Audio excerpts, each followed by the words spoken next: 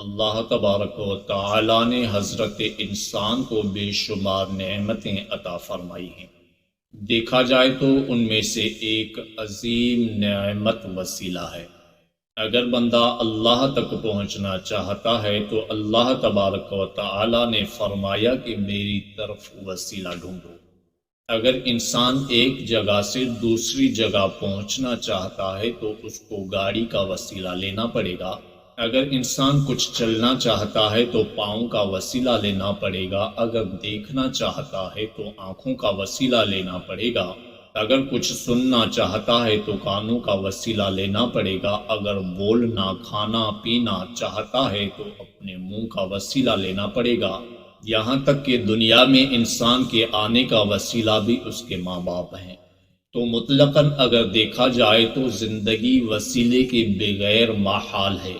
زندگی مشکل ہو تو مطلب کہ تکلیف سے گزاری جا سکتی ہے۔ اگر زندگی محال ہو تو مطلب کہ کسی صورت وہ زندگی نہیں رہتی۔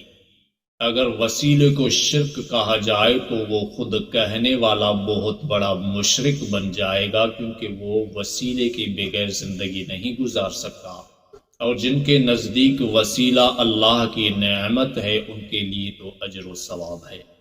اگر وسیلے کو شرک مانا جائے تو وہ زندگی میں کسی سے نہ تو کچھ مانگ سکتا ہے اور نہ کسی چیز کو اپنے مقصد کا ذریعہ بنا سکتا ہے۔ اور اگر بات کی جائے کہ اللہ کے حضور کسی کو وسیلہ بنانا شرک ہے تو جناب محترم پہلے شرک کو سمجھنا ہوگا۔ شاید اللہ کے حضور کسی چیز کو وسیلہ بنانے پر شرک کا فتویٰ لگانے والے شرک کو نہیں سمجھ پائے ہیں کہ شرک اس کو کہا جاتا ہے جو اللہ کے برابر کسی کو ٹھہرایا جائے، اللہ کا شریک ٹھہرایا جائے اور اس کی پوجا کی جائے، اس کو معبود مانا جائے، اس کی عبادت کی جائے۔ اگر کوئی بندہ اللہ کے کسی ولی کے مزار پر جاتا ہے تو جناب محترم لوگ شرک کے فتوے لگا دیتے ہیں کہ تو اللہ کے ولی سے کیوں مانگنے گیا تھا۔ محترم کوئی بھی مسلمان کسی ولی سے نہیں مانگتا، وہ اس ولی کو اللہ کی حضور وسیلہ بنا کر پیش کرتا ہے، جس کا حکم خود رب کی ذات نے دیا کہ میری طرف وسیلہ ڈھونڈو۔ اور اگر دیکھا جائے تو اللہ تبارک و تعالی نے وسائل کے ذریعے انسانوں کو بے شمار فوائد عطا فرمائے ہیں۔ اگر کسی شخص کو ولی کے وسیلے سے، قرآن کے وسیلے سے، صدقے کے وسیلے سے کوئی بھلائی پہنچتی ہے، کوئی تکلیف دور ہوتی ہے تو اوروں کو تکلیف کیوں ہوتی ہے؟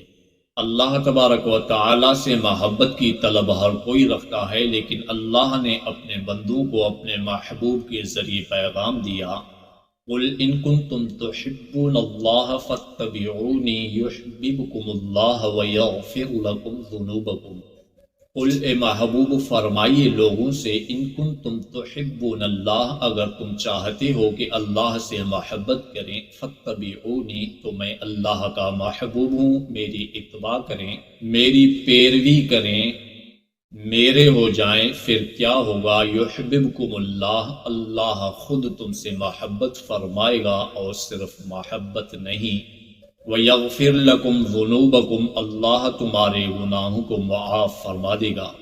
لوگوں کے اندر فتنہ فساد برپا کرنے والے لوگوں کو پہچانیے اور ان سے خود کو بچائیے، اور اپنی نسلوں کو بھی ان لوگوں سے بچائیے۔ اسلام کے اندر ایسی بہت چیزیں ہیں جن کو عقل میں نہیں ناپا جاتا، عقل ان چیزوں کو نہیں سمجھ سکتی۔ ان چیزوں کو سمجھنے کے لیے اشد ضرورت ایمان کی ہوتی ہے۔ اگر کسی کے پاس ایمان نہ ہو تو وہ قطعاً ان باتوں کو نہیں سمجھ پائے گا۔